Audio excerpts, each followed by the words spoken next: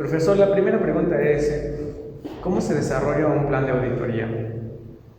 Bueno, yo tengo conocimiento que la presentación de un plan de auditoría es una obligación de los gobiernos y se realiza de dos formas. Una, la que son las auditorías programadas y que se dan a conocer a las dependencias y entidades del gobierno estatal y municipal, según sea el caso, y otras que no son programadas, ¿sí? O mejor dicho, son programadas pero no son difundidas. No se dan a conocer cuándo se van a aplicar, sobre todo porque incluyen ese factor sorpresa, ¿no? De poder llegar a una dependencia o entidad y sorprender que se va a realizar un proceso de este tipo. Perfecto, profe. Siguiente pregunta, ¿cómo te mantienes al día a día con los cambios y las regulaciones de la auditoría? Depende del tipo de la auditoría, ¿no? Porque esta puede ser financiera, puede ser una auditoría de desempeño o una auditoría de obra pública. Entonces existen diferentes regulaciones para cada uno de los casos. De acuerdo a su experiencia, profe, cuéntenos cómo es una auditoría gubernamental. Durante los últimos años, desde el 2014 a la fecha, me desempeñé en el sistema de evaluación del desempeño. Esta situación me permitió reducir al máximo el factor miedo, ¿no? Cuando a los servidores públicos no nos gusta que hablen del tema de la auditoría, y más si te dicen que te van a hacer una auditoría, pues de entrada si piensas que te van a correr, que te quieren meter en problemas. Sin embargo, si tú le das su justa medida, ese proceso de auditoría puede demostrar que estás haciendo bien las cosas. Y bueno, en mi caso hubo en varias ocasiones felicitaciones, ¿no? Yo creo que el punto de partida es que tú concibas, tengas presente que nadie conoce mejor tu área que tú, ¿no? Eso ya es una ganancia, incluso que el mismo auditor. Sí, claro. Siguiente pregunta, profe.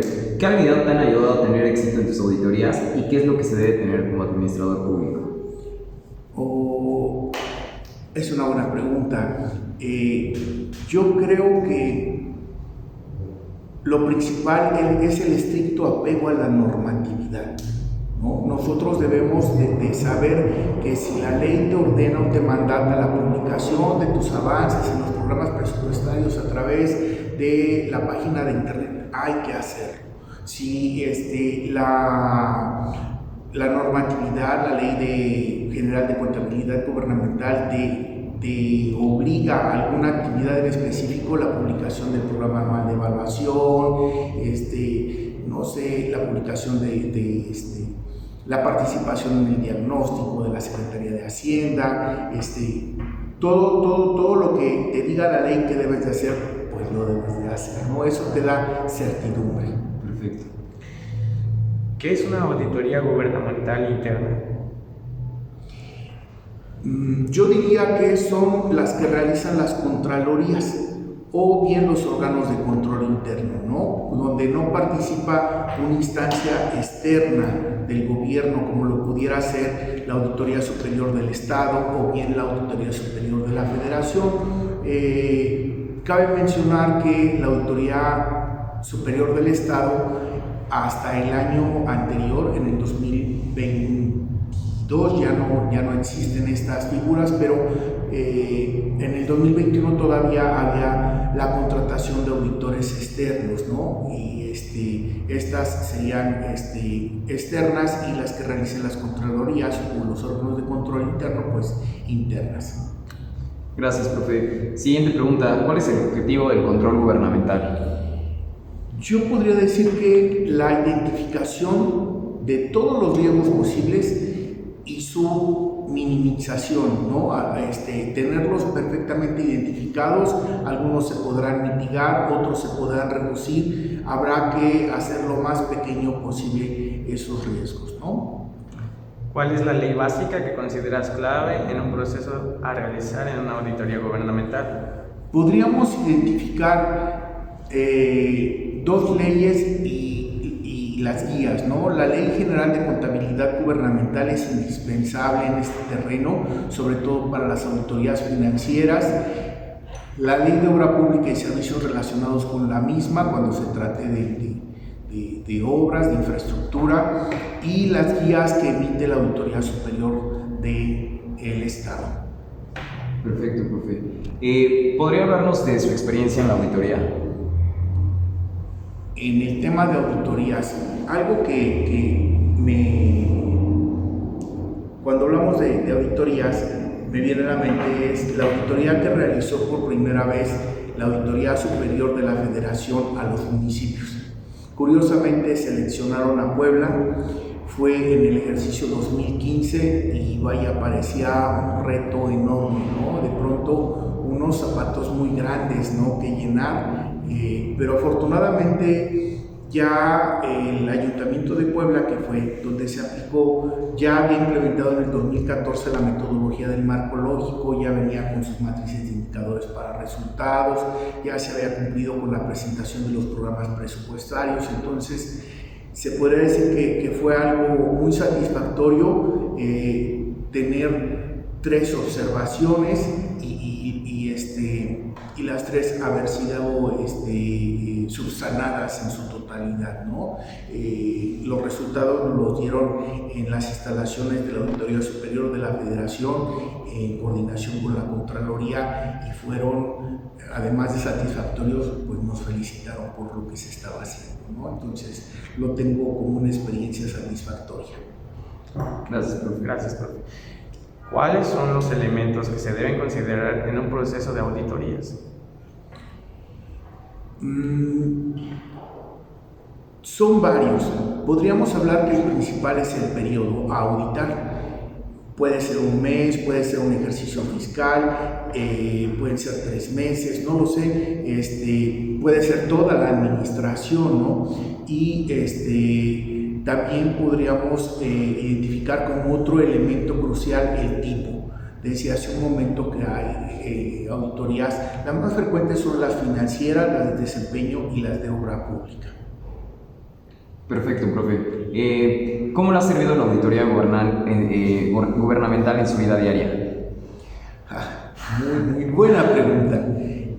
Yo creo que el ser humano puede aprender muchísimas cosas y a través de los libros pues se conocen muchísimas cosas, pero si esos conocimientos no los traduces en beneficios para tu vida, son conocimientos muertos, por decirlo así, ¿no? Que te sirven quizás para fanfarronear y decir tal autor dice esto, tal autor dice lo otro, pero si tú el tema de las auditorías no lo llevas a tu vida para poner orden en los aspectos contables, en tener correctamente tus impuestos ante el SAT, tus demás obligaciones, el pago de seguros, de la hipoteca, demás obligaciones que tienes como persona física o como persona moral, pues no serviría de nada, ¿no? A mí me ha sido muy útil el conocer, el participar en estos procesos, porque al final de cuentas, pues el desconocimiento de la ley me puede perjudicar, ¿no? Claro. Gracias. Gracias, profe. ¿Qué problemas son los más comunes que los municipios tienen al ser auditados? Yo creo que los cambios en la administración, no estamos lejos de ello, vaya, es un secreto a voces que cuando hay un cambio de administración se genera un doble daño, un daño bilateral.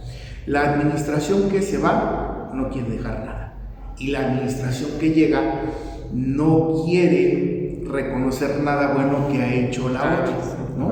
Entonces ahí se genera un retroceso institucional.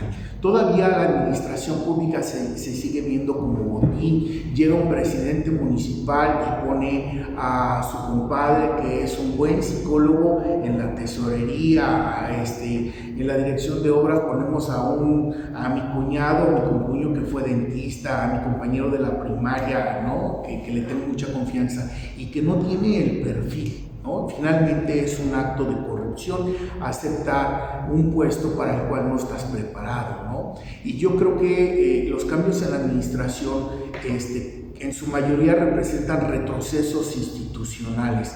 Esta curva de aprendizaje, el no contar con personal especializado, es un costo que finalmente termina pagando la ciudadanía.